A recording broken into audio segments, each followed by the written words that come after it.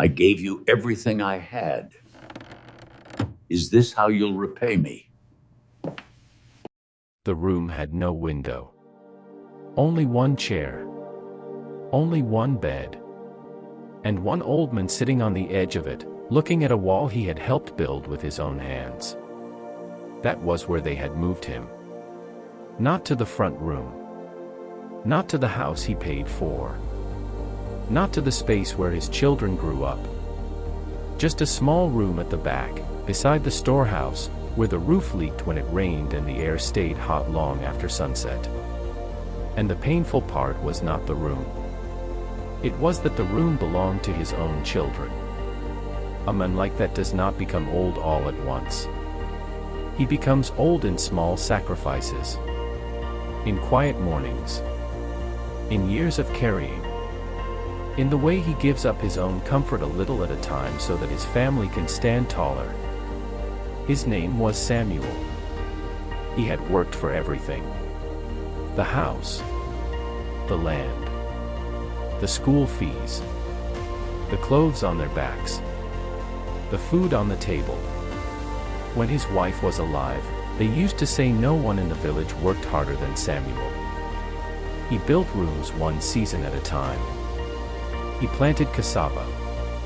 He sold firewood. He carried bags for traders when money was low. He never complained. When the children were small, he slept less so they could eat more.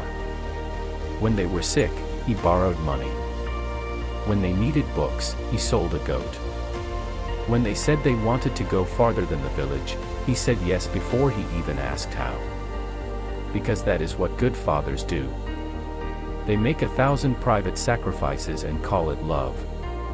And for many years, Samuel believed that love would be remembered. At first, his children did remember.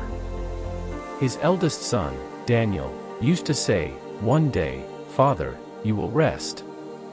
His daughter, Ruth, would bring him water when he came back from the farm.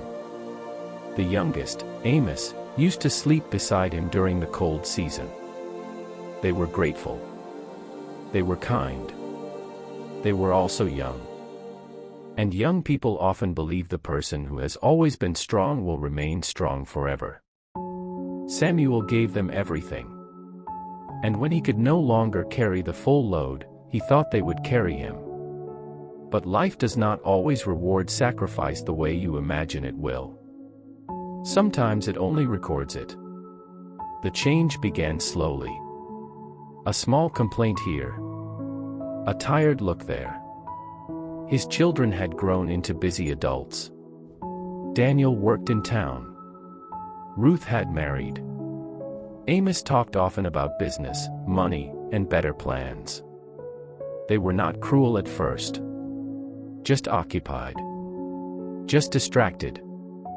Just the kind of people who begin to see a father as a responsibility instead of a person. Samuel noticed that his seat at the table moved farther back. He noticed that decisions were being made without him. He noticed that when he spoke, people listened less.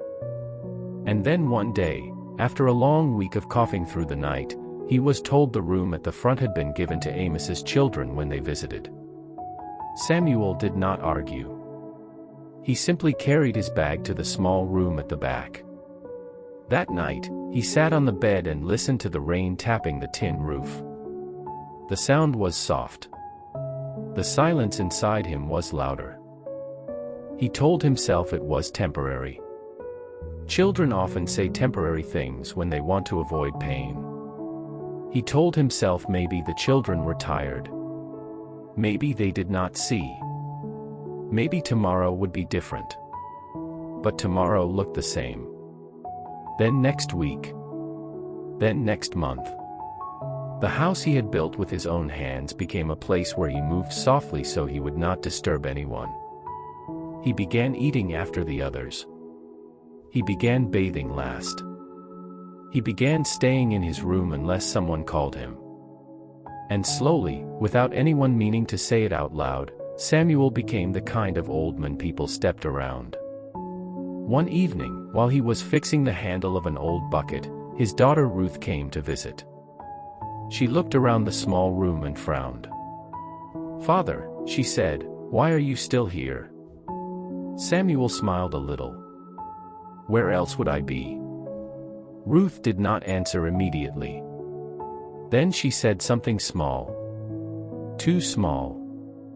That is how the deepest wounds often arrive. "We thought you liked being alone." Samuel stopped moving. He looked at her. And in that one sentence, he heard the truth. They had mistaken his silence for comfort. They had mistaken his patience for approval. They had mistaken a strong man's endurance for permission to keep taking. That night, Samuel did not sleep. He sat in the dark and thought about the years. The land he had signed over. The house he had built. The school fees he had paid. The mornings he had gone hungry so his children would not. And he asked himself a question he had avoided for too long. When did love become something they expected instead of something they honored? The next morning, Samuel called his children together. They came slowly. Daniel first. Then Ruth. Then Amos. He sat in his small chair and looked at them one by one. He did not shout. He did not cry. That was what made them listen. When a quiet man speaks with a tired voice, people understand that something has broken. Samuel said, "I gave you everything I had." The room went still. "I gave you my strength when I had it.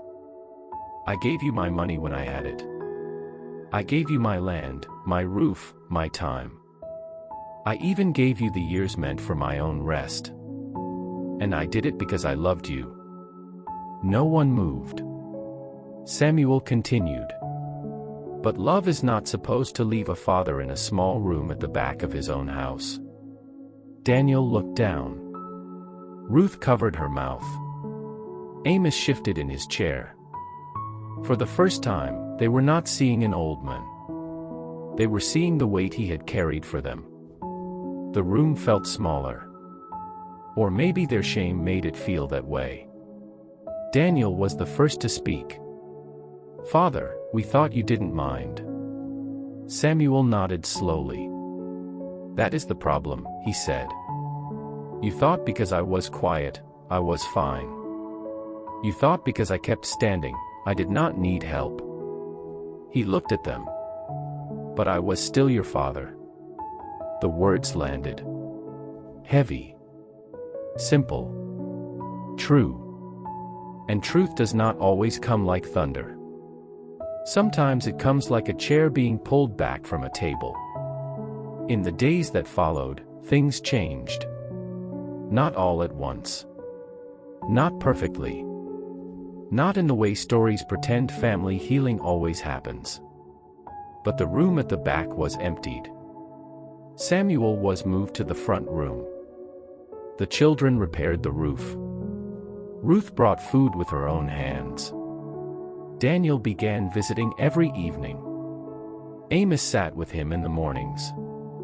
It was not enough to undo the years. But it was enough to begin telling the truth. Samuel never became angry. He became clear. And that was stronger. He learned that a man can give too much for too long and still be left with a lesson the world was trying to teach him. Love without honor can quietly become disrespect. Kindness without boundaries can become a habit others never question.